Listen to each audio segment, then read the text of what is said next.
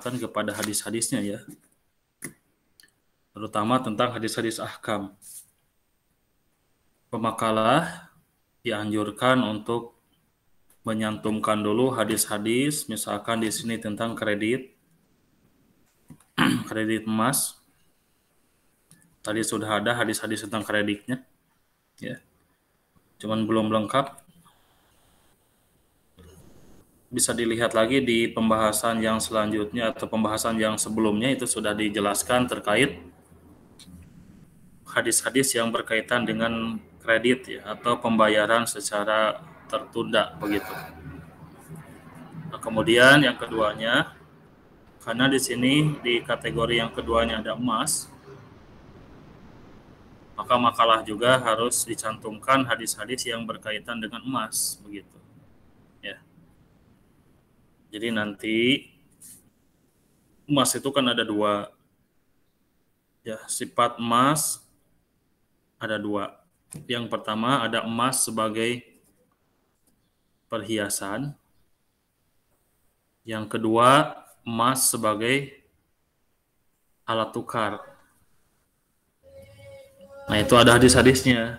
Jadi hadis-hadis yang berkaitan tentang emas sebagai perhiasan apa saja itu ada hadis-hadisnya ya. Emas sebagai perhiasan yang tidak dijadikan sebagai alat tukar.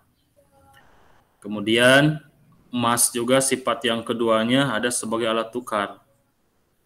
Seperti dalam hadis disebutkan tentang ta'isa abdud dinari wa dirham ya. Ta'isa abdud dinar wa dirham. Celaka bagi ahli dinar dan ahli dirham. Nah, yang dimaksud dengan ta'isa abdud dinar wa dirham di sini maksudnya celaka sekali orang-orang yang menghambakan dirinya hanya untuk mencari nilai-nilai keduniaan berupa uang begitu. Ya, jadi celaka sekali orang-orang yang menghambakan dirinya kepada uang. Di sana disebutkan dinar wa dirham. Dinar di sini kan sifatnya atau dinar bentuknya dinar itu kan uang emas begitu ya. Nah, jadi dinar itu uang emas. Uang yang terbuat dari emas itu dinar.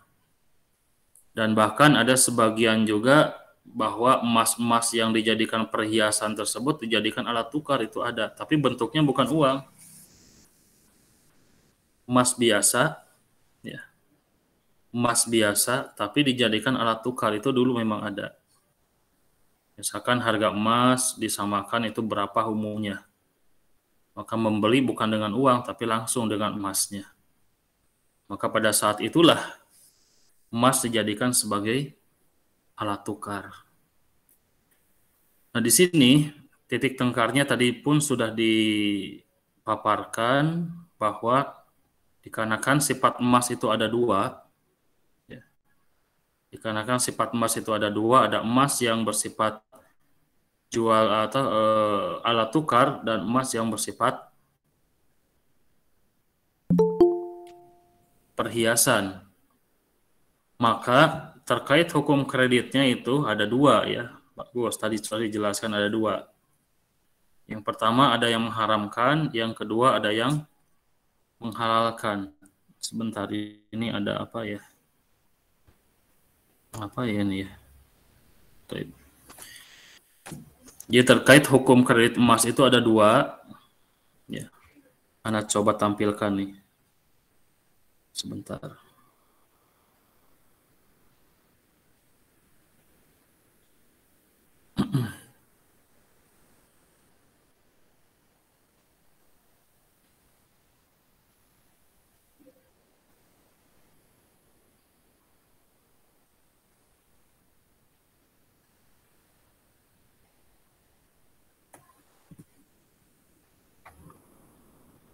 Sudah terlihat ini PowerPoint-nya?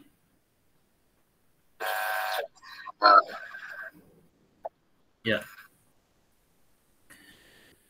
Jadi di sini apakah hukum kredit emas itu termasuk riba yang diharamkan atau yang diperbolehkan?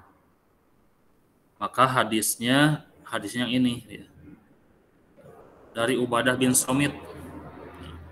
Dari Ubadah bin Samit di sini, beliau berkata bahwa Rasulullah Shallallahu Alaihi Wasallam sabda, "Adzahabu bidahabi, emas dengan emas, wal fiddatu bil fiddati, perak dengan perak, mislan bimislin, sawaan bisawain, yadan biyadin." Ini kategorinya. Ya. Mislan bimislin, sawaan bisawain, yadan biyadin. Emas dengan emas, emas dengan perak, atau perak dengan perak itu wajib mislan bimislin. Emas dengan emas, perak dengan perak itu termasuk barang komoditi ribawi ya. Jadi harus penghati-hatian bahwa emas itu sudah termasuk barang ribawi begitu. Salah saja menggunakannya maka sudah termasuk kepada sesuatu yang diharamkan, transaksi yang diharamkan oleh Allah dan Rasul-Nya. Maka kategori ini harus dijelaskan. Rasulullah menjelaskan ketika ada transaksi emas dengan emas, barter atau pertukaran, maka mislan bimislin, sawaan bisawin itu harus sama rata. Jenisnya sama, kemudian sawaan bisawain sebanding, sama, sebanding, beratnya sama, timbangannya pun sama. Ya, dan biadin harus cash begitu. Ya, harus cash. Jadi ada 3 kategori di sini. Jadi emas itu memang benar-benar diurus dan diperhatikan oleh Islam, sebab emas itu harga dunia ya, tidak akan berubah harganya, sama semua harganya. Itu harga dunia.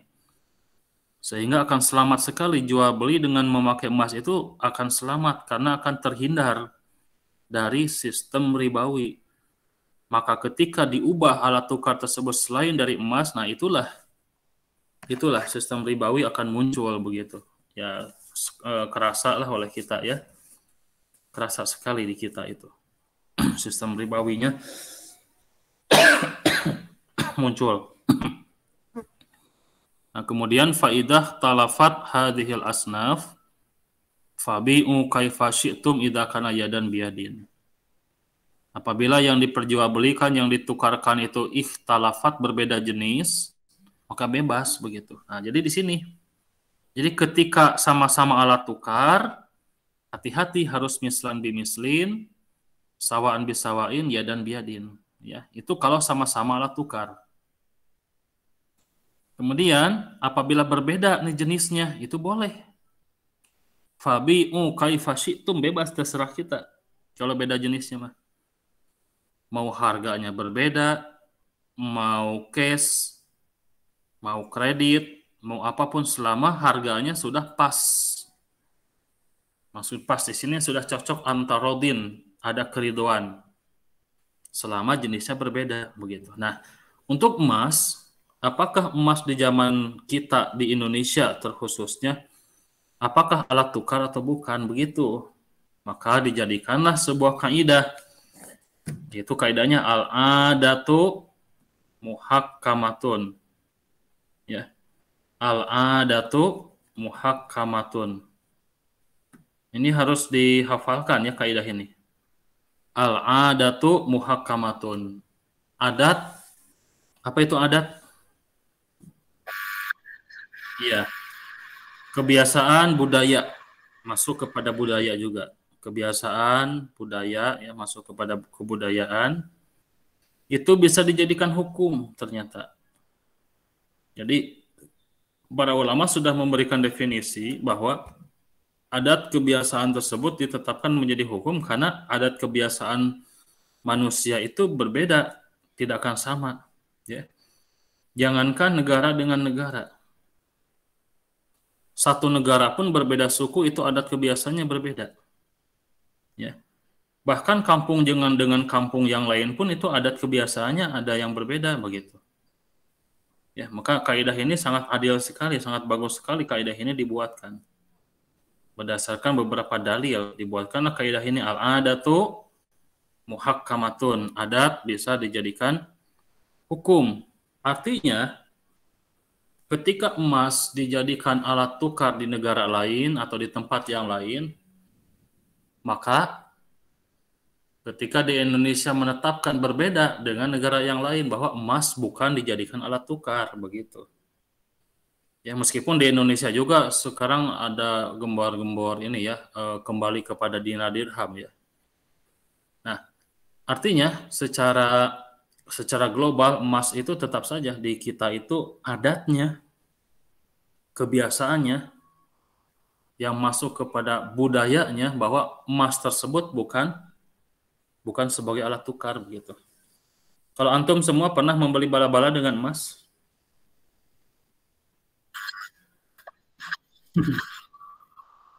Pernah tidak? Membeli membeli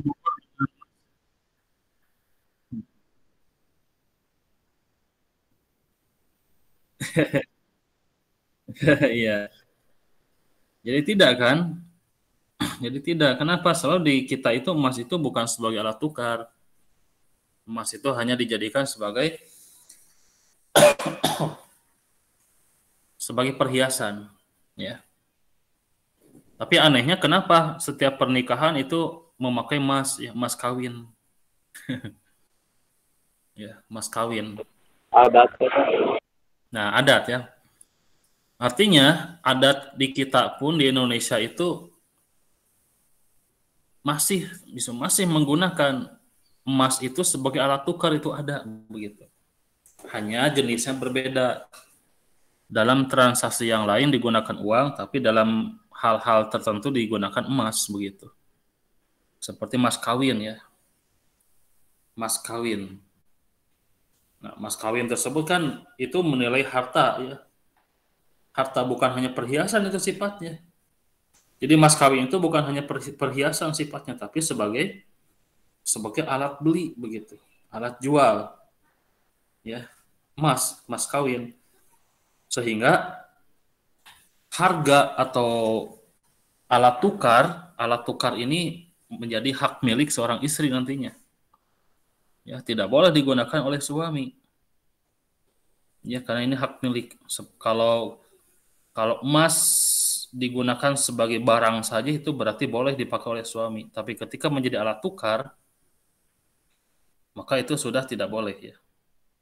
Nah, artinya di Indonesia di sini hanya ditetapkan jual beli secara umumnya itu tidak menggunakan emas, tapi menggunakan uang begitu. Nah, dengan demikian di sini ada kalimat fabi'u kaifa syi'tum idza kana yadan biyadin. Fabi'u kaifa syi'tum di sini sifatnya idah talafat. Apabila jenisnya berbeda, sifatnya berbeda, ya, fungsinya berbeda, maka bebas begitu.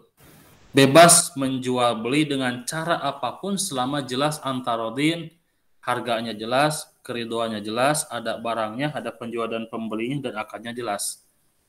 Dengan demikian, hukum kredit emas itu ada dua. Yang pertama, apabila emas di sini alat tukar sama dengan uang jenisnya, maka haram kredit kecuali sama. Ya, seperti mengkreditkan uang. Ada beberapa bank yang mengkreditkan uang. Ya, meminjamkan uang dibayarkan dengan uang. Nah, begitu. Itu haram riba masuknya. Sama halnya dengan emas, meminjamkan emas. Ya, emas ini dipinjamkan. Namun emas ini sudah bentuknya alat tukar. Maka meminjamkan emas di sini dengan jumlah yang lebih besar dibayarnya itu haram hukumnya. Masuk kepada riba. Namun ketika emas bukan alat tukar, nah di sini nih ya titik tengkarnya. Coba kalian perhatikan. Kalau emas bukan alat tukar di Indonesia kan di kita emas itu bukan alat tukar, berarti boleh kredit begitu. Pertanyaannya harga emas misalkan 1 juta, ya harga emas harganya 1 juta, kemudian dikreditkan ya, harga emas 1 juta, kemudian seseorang mengkredit emasnya seseorang itu dengan harga 1,2 juta, boleh tidak?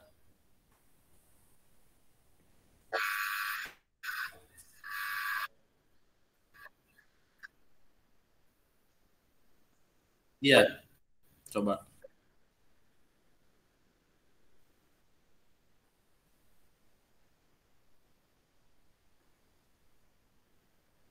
Iya,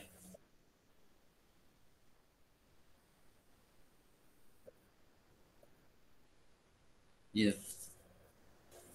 Iya, boleh ya kalau kita mengkredit emasnya. Jadi kita ambil emasnya, kita ingin membeli emas begitu kan istilahnya. Kita ingin membeli emas, harga emas tersebut 1 juta 1 gram. Kita butuh buat anak misalkan, anak baru lahir ingin pakai anting misalkan. Kemudian pakai anting 1 gram.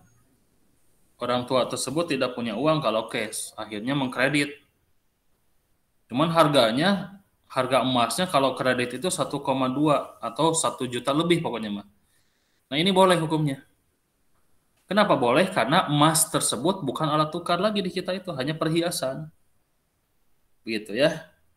Bisa dipahami tidak? Baik, itu ya. Tapi Ustaz, dalam redaksi hadis kan ada haba itu umum, bukan bukan dinar gitu redaksi hadisnya. Ad-dinaru bidinar.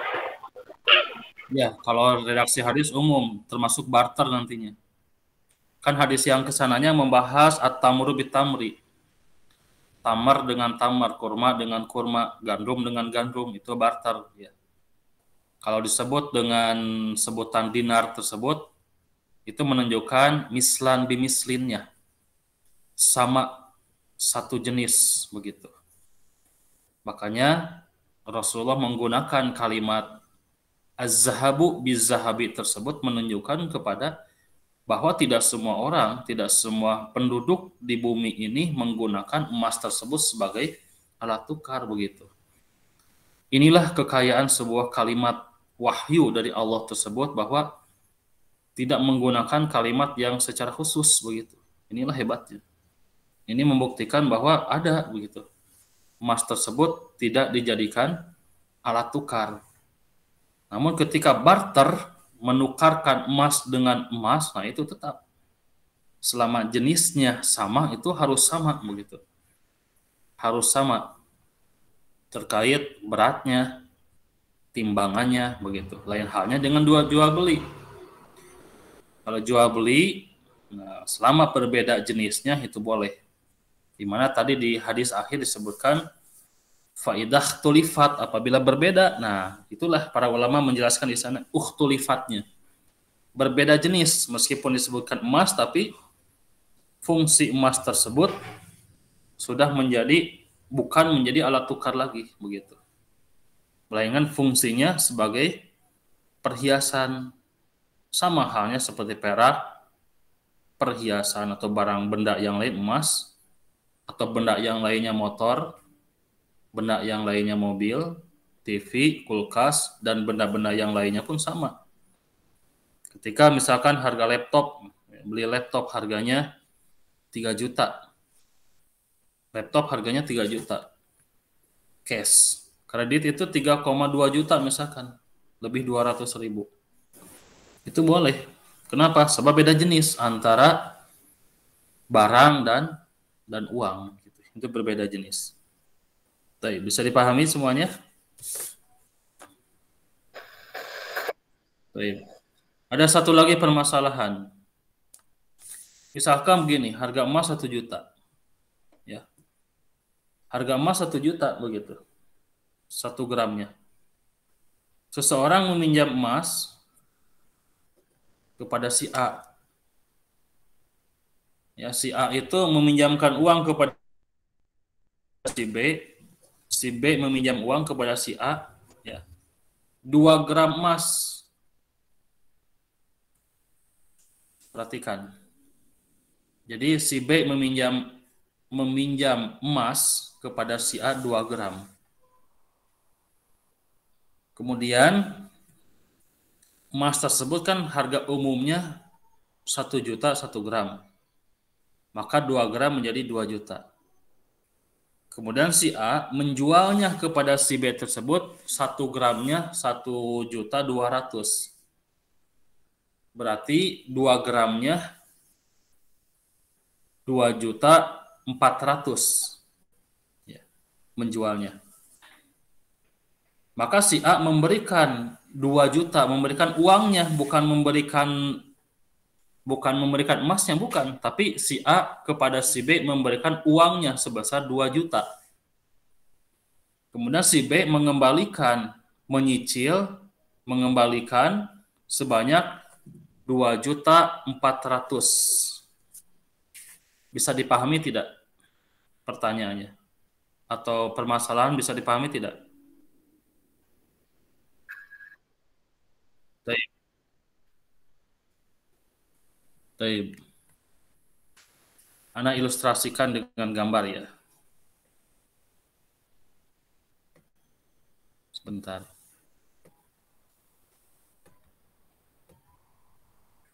Ini diperhatikan ya, soalnya ini sangat penting sekali ini. Terlihat tidak ini? Ya. Baik.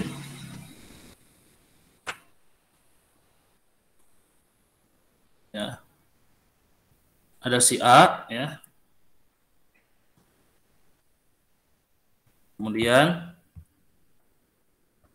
si A di sini profesinya yang meminjamkan ya. Yang meminjamkan. Kemudian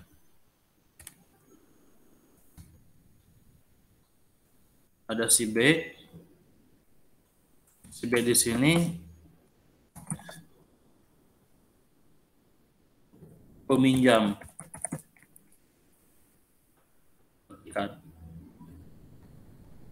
Ya.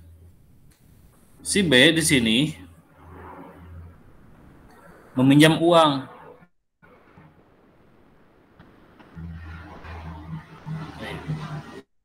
Si B di sini meminjam uang kepada si A. Bukan meminjam uang, meminjam emas. Meminjam emas ya, si B di sini meminjam emas.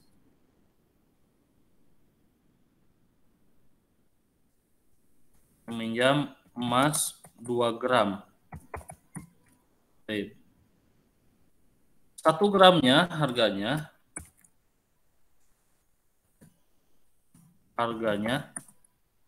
1 juta. Yes. 2 gram berarti berapa? 2 juta. Kemudian disebabkan kredit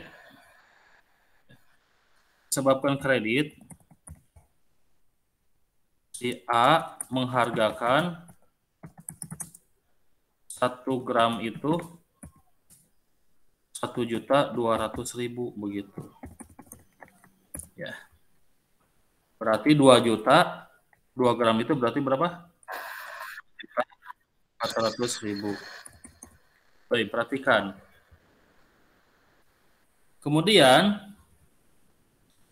si A ini memberikan kepada si B bukan emasnya.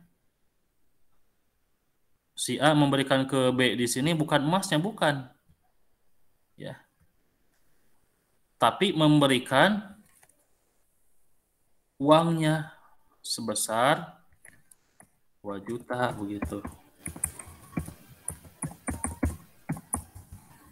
Ya. Memberikan uangnya sebesar 2 juta. Kemudian si B harus membayar kepada A secara kredit sebesar 2.400.000. Dan sistem seperti ini banyak sekali di kita sekarang. Bisa dipahami tidak? Nah, hukumnya bagaimana kalau begini?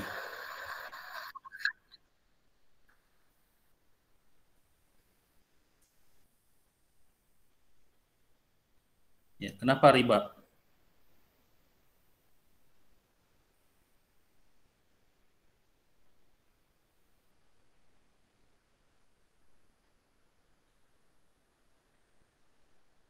Hmm.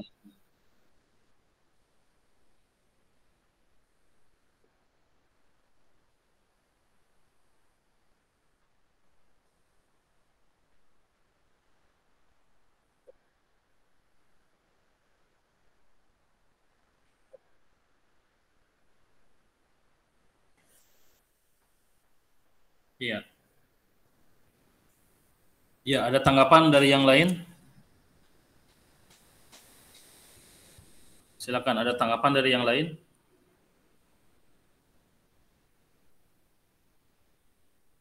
Yang lain pada kemana ini? Kok sepi?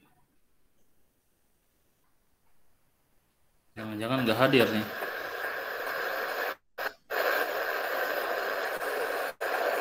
Mana yang lain? Ini jangan-jangan HP-nya aktif ini, tapi orangnya nggak ada nih. Ada Ustadz. Ada? Ya. Coba. Tanggapannya bagaimana ini? Tanggapan yang lain bagaimana? Ketika meminjamkan emas, tapi yang diberikan uangnya begitu. Ketika meminjamkan emas yang diberikan uang gitu Ustadz. Iya. Yang diberikan uangnya begitu. Yang nggak apa-apa sih Ustadz kayaknya. Kan yang dikasih uang bukan emas. Udah beda konsepnya Ustadz. Tidak apa-apa maksudnya apa? Boleh gitu. Boleh sih kayaknya Ustadz. Nah, antum coba paham tidak yang tadi Anda paparkan?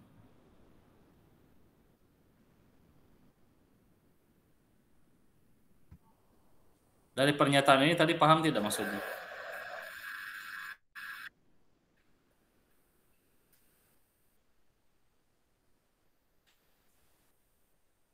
Ya, jadi di sini ada dua pendapat, ada yang membolehkan, ada yang tidak ya. Tadi siapa tadi yang bilang yang membolehkan? Ya, Fadil, Ya Ustadz. coba membolehkannya bagaimana? Membolehkannya?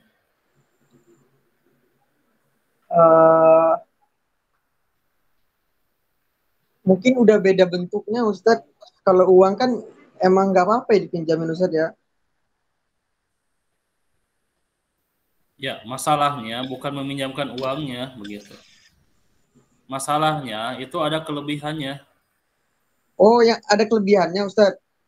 Ya, makanya dengarkan tadi teh. Antum nggak ngedengerin ya? Ini agak ini Ustadz, agak putus-putus Ustadz. Anak kira cuman nggak ada kelebihannya Ustadz. Kalau minjamin uang kan boleh pikiran Ustadz. Ya, ada kelebihannya. Jadi meminjam emas. Awalnya meminjamkan emas. Ya. Itu sistem yang banyak sekali yang dipakai sekarang di Indonesia itu gitu. Meminjamkan emas begitu. Tapi emas, ya di perbankan juga begitu sekarang banyak begitu. Meminjamkan emas hanya yang diberikan uangnya dengan sistem kredit. Emas itu 1 juta harganya, dikreditkan menjadi 1.200.000 tergantung ya. Ini Ana hanya memberikan permisalan aja. Karena tiap-tiap orang itu, tiap-tiap lembaga, tiap-tiap bank itu kadang berbeda ya memberikan suku bunganya. Ada yang 1 gram itu dari 1 juta menjadi 1,1 juta, 1,0,5 juta gitu. Jadi beda-beda. Nah, ini mengkreditkan emas dengan harga lebih dari suku pokoknya, jadi 1.200.000 misalkan. Tapi yang diberikan uangnya itu hanya 1 jutanya, maka si peminjam tersebut harus membayar 1.200.000. Kalau 2 gram berarti 2.400.000 begitu. Tapi yang diberikan uangnya, yang diterima 2 juta tapi mengembalikan harus 2.400.000 begitu. Dengan sistem mengkreditkan emas begitu. Boleh tidak begitu pembahasannya? Iya, betul. Makanya nggak jelas di sana ada perubahan.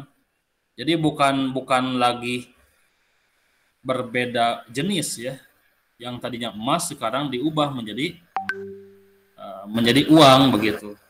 Hanya dia menggunakan emas itu tadinya untuk menjauhi riba, padahal tetap saja riba ya. Gimana Ahmad Fadil, bisa dipahami tidak? Bisa Ustadz. Baik. Ya. Ini yang lain kemana?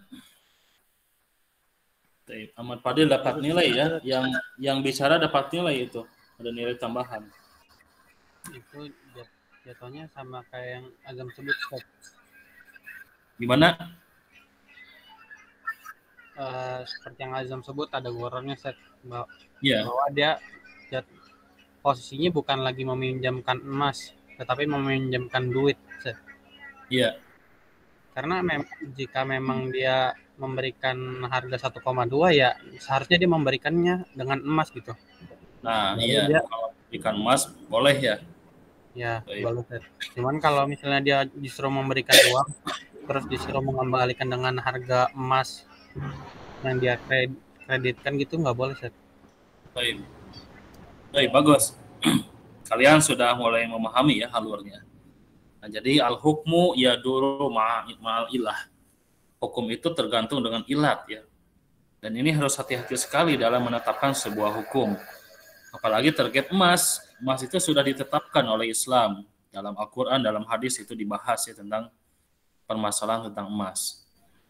Jadi meskipun strateginya menggunakan emas, tetap saja kalau akhir-akhirnya mendapatkan keuntungan dengan adanya goror gitu. Goror yang tidak jelas, penipuan dan sebagainya, itu tetap saja masuk kepada kategori haram ya, riba hukumnya. Taib. Rifki Firdaus mana ada orangnya? Rifki Firdaus. Ada Set. Ada ya, Taib. Ya. Taib. Kalau begini sekarang permasalahan yang kedua. Ya, permasalahan yang kedua sekarang begini. Perhatikan semuanya. Ini pun yang dipakai di beberapa lembaga keuangan dan perbankan ya. Kreditnya bukan kredit emas sekarang, tapi kredit benda. Kulkas misalkan. Ada seseorang yang mengkreditkan kulkas, laptop, TV dan sebagainya. Padahal dia bukan tidak punya toko dia itu. Dia itu tidak punya toko, hanya sistemnya orang tersebut kalau disebut di Bandung itu Bang Emok namanya ya. Tahu Bang Emok tidak? Iya. Itu Bang Emok ya. Lintah darat. Itu sekarang menggunakan sistem kredit barang. Itu ada. Mau panci, mau kompor, mau Magicom, mau kulkas, mau apapun. Itu ada. Tapi yang diberikannya bukan barangnya, tapi uangnya. Misalkan harga Magicom itu harganya 500.000. Ya. Secara cash itu Magicom misalkan 500.000. Dia datang ke ibu-ibu, datang ke kampung-kampung, datang ke rumah-rumah mau mengkreditkan Magicom 500.000. Tapi si Bang Emok tersebut tidak memberikan uangnya. Dia berkata bahwa Magicom tersebut bisa dicicil karena kredit. Dari 500.000 tersebut menjadi 550.000 untuk 1 bulan. Jadi 1 bulan itu ada kelebihan 50.000. 1 bulan itu ada kelebihan 50.000. Nah, Bang Emok tersebut ya, ketika ada orang yang berniat untuk mengkredit Magicom, Bang Emok sebetulnya bukan mengkreditkan Magicomnya, bukan, tapi dia memberikan uangnya 500.000. Ya, memberikan uangnya 500.000 dengan dalih, nah begitu ya, dengan dalih bukan memberikan Magicomnya, tapi memberikan uangnya 500.000 dan kelebihannya 50.000 menjadi 550.000 disebabkan kredit katanya begitu. Bisa dipahami tidak alurnya? Baik. Yang kayak begini hukumnya apa?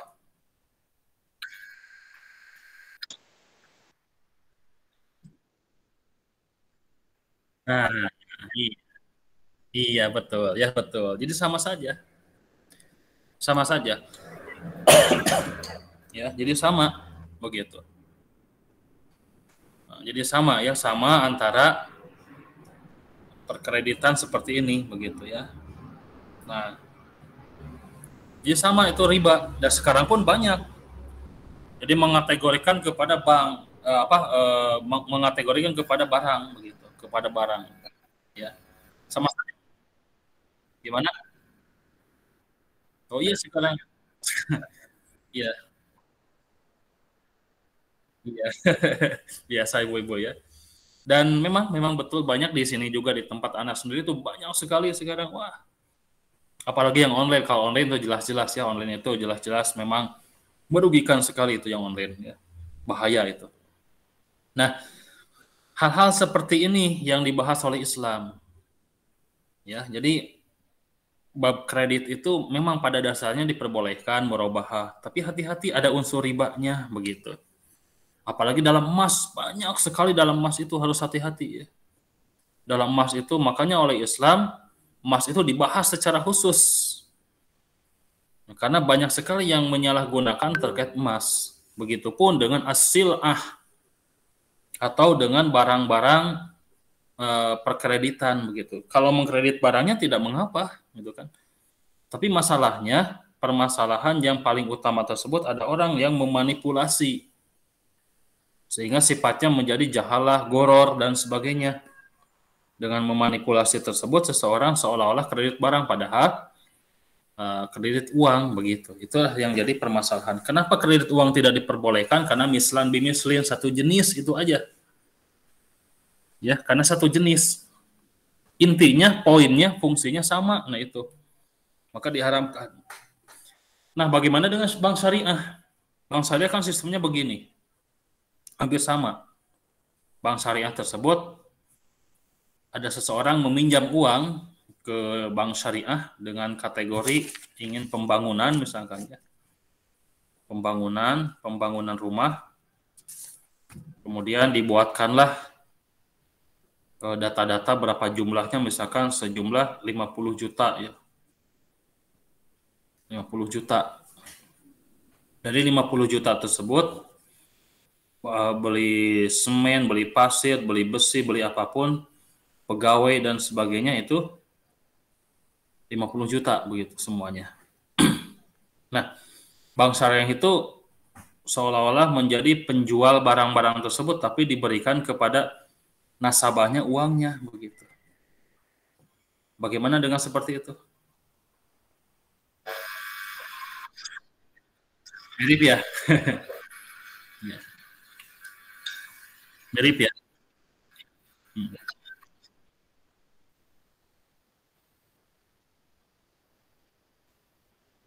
Iya.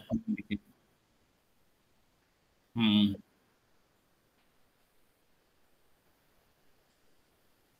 Nah, iya. Nah, begitu ya. Kalau KPR rumah itu memang itu ada beberapa item ya. Itemnya begini. Ya, si A pembeli rumah. Dia ingin membeli rumah. Ya. Kemudian rumah tersebut sudah ada. Hanya rumah tersebut dibeli oleh si A melalui bank syariah. Nah, kemudian si B ini bank syariah ya, B ini bank syariah yang punya rumahnya si C. Bank syariah membeli rumah kepada si C dengan harga 500 juta misalkan. Ya, perhatikan. A ingin membeli rumah ke si C. A ingin membeli rumah ke si C. KPR ya biasanya. Tapi si A tidak punya cash uangnya. Harganya 500 juta. Akhirnya si A melalui si B, melalui bank syariah. Si B, bank syariah di sini, dibelilah rumah dari si.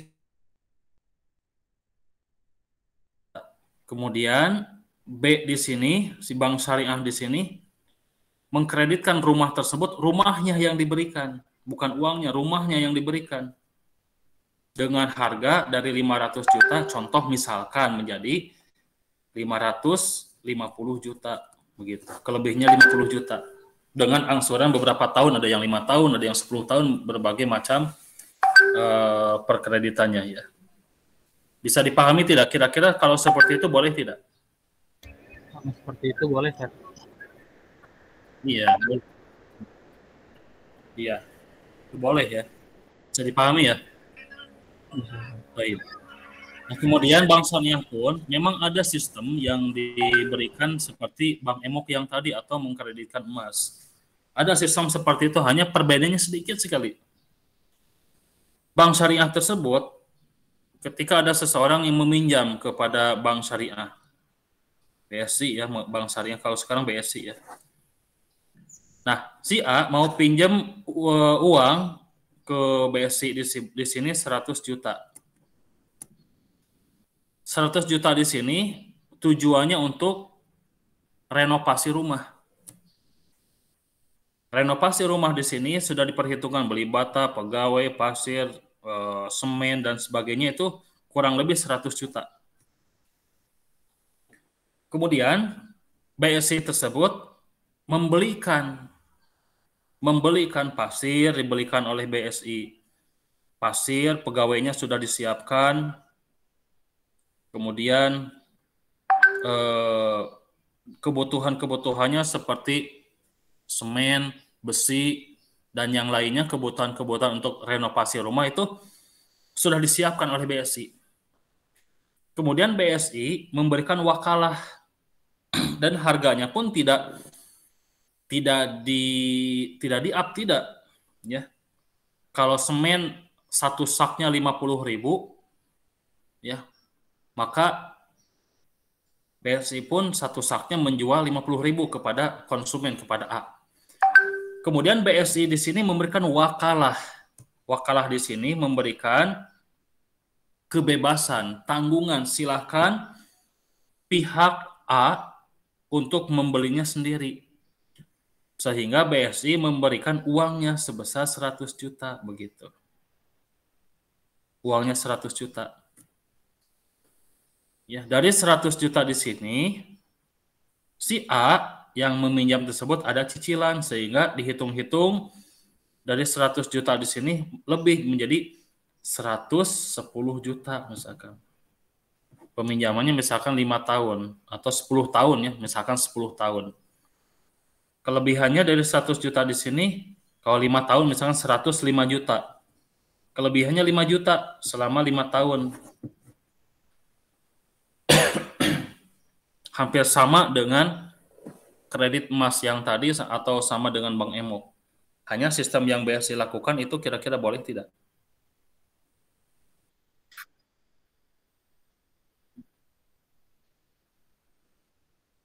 Iya, wakalah mewakilkan.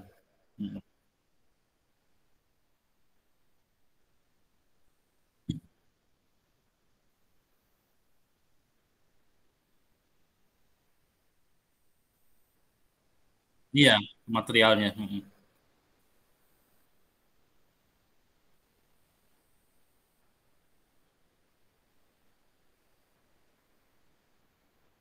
Iya,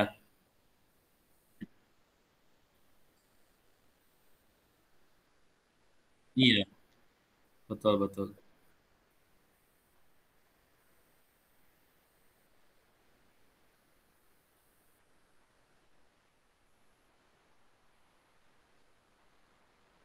Iya,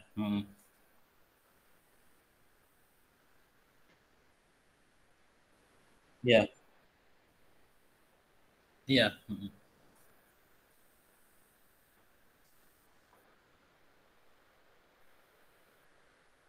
Ada asumsi ya. Gimana?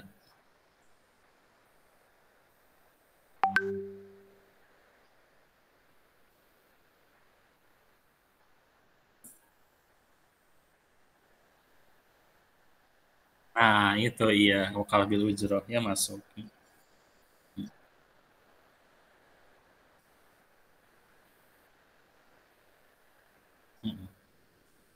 Iya, iya. Nah, betul. Seperti selintas memang ada unsur ribanya. Hanya Bank BSI itu sebetulnya sudah berusaha semaksimal mungkin untuk menghilangkan ribawi. Ya. Seperti yang pernah Anda jelaskan bahwa untuk di zaman sekarang itu sangat sulit sekali untuk menghilangkan ribawi. Dan solusi terbaik itu adalah bank syariah, bank di mana bank syariah tersebut berusaha menghilangkan ribawi sehingga akad yang digunakan tersebut akad-akad yang dihalalkan oleh Islam begitu ya. Jadi kalau melihat mekanisme yang diberikan oleh Bank BSI itu sedikitnya bisa menjadi solusi. Setidaknya selamatlah daripada bank ini, daripada bank konvensional ya. Karena ada wakalahnya, ada akadnya jelas dan sebagainya ya. Taib. Jadi kalau sistem BSI di sini bank syariah itu boleh ya seperti itu. Diperbolehkan. Karena ini akadnya sudah menjadi akad jual beli ya, akadnya sudah dirubah akadnya. Taib, yang lain bisa dipahami? Anwar Maro, yang lainnya? Saya Ustaz. Taib. Iya. Taib, bagus itu ya. Ini harus kalian catat karena kalian sendiri nanti apalagi kalian mengambil hukum ya. Nanti kalian kalau udah tamat di S1 itu kalian akan berkecimpung bisa jadi juga kalian itu masuk kepada mitra atau bagian dari perbankan bisa banyak gitu ya. Teman-teman anak pun kuliah itu ustadz gitu ya, banyak masuk kepada berkecimpung kepada bank syariah yang sekarang, yaitu untuk menyelamatkan ekonomi di Indonesia begitu. Makanya kalian harus paham sekali ya, harus paham sekali. Iya, iya nantinya kalian itu kan ini hukumnya ngambil HES kan, ya. Hukum ekonomi syariah itu nanti kalian kesananya menjadi dewan-dewan yang memperhatikan bagaimana umat menggunakan begitu. Nah, ketika kalian nanti memperhatikan ada orang-orang yang berbuat curang, nah kalianlah nanti yang berperan begitu. Ada orang yang berbuat curang misalkan ya, menggunakan dengan mengatasnamakan Islam padahal isinya riba. Nah, itu oleh kalian nantinya. Ya. Oleh kalian begitu.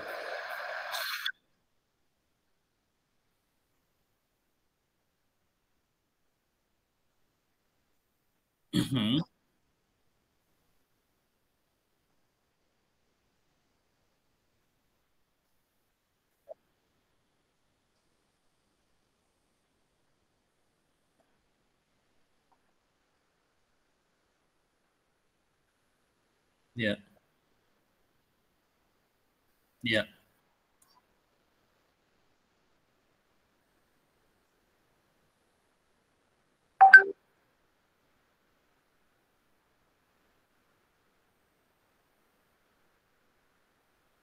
ya, ya.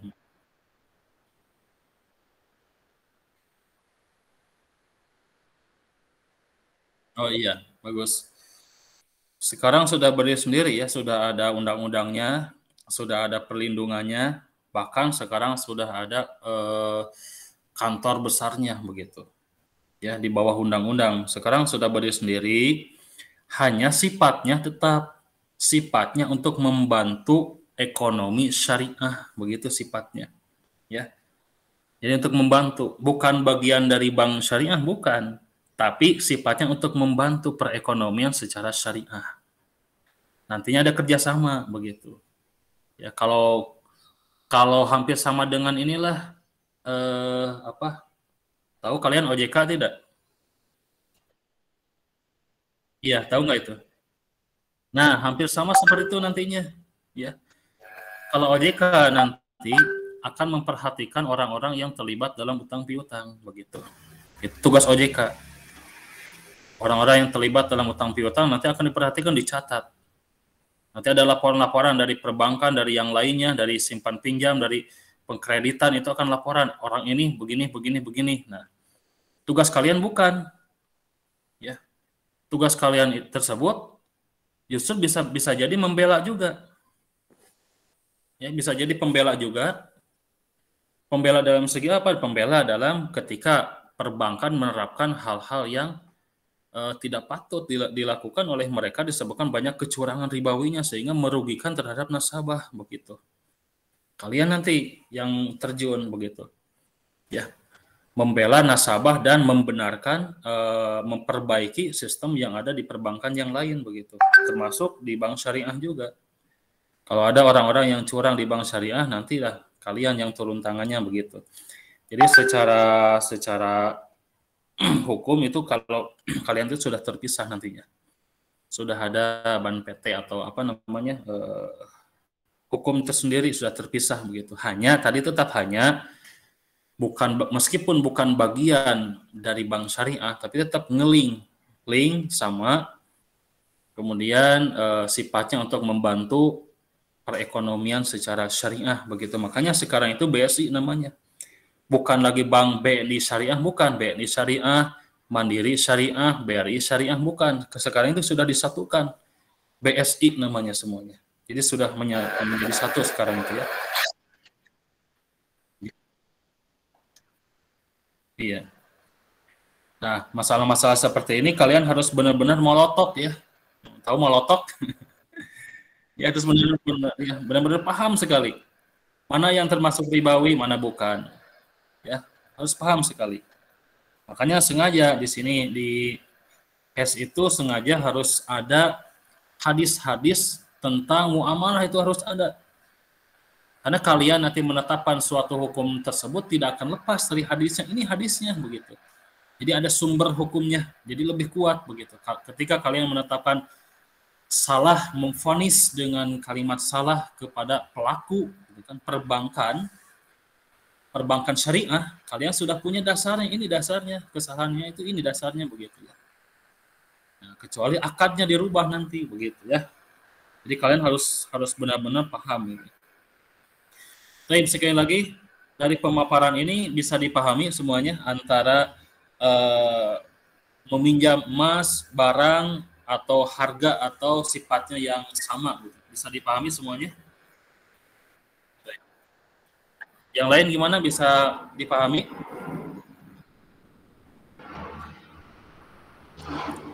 Baik, kalau bisa untuk minggu depan. Ini sampai jam berapa ini?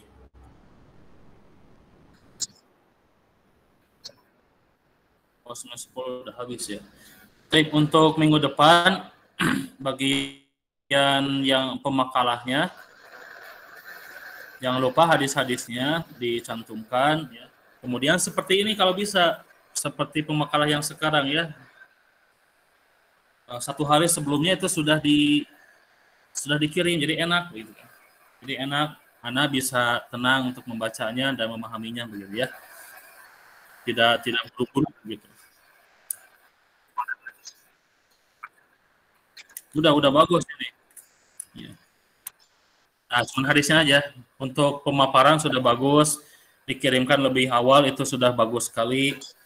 Cuman hadis-hadisnya tetap itu masih banyak ya, harus dicantumkan. Karena kenapa Ana selalu bilang hadis-hadis harus ada?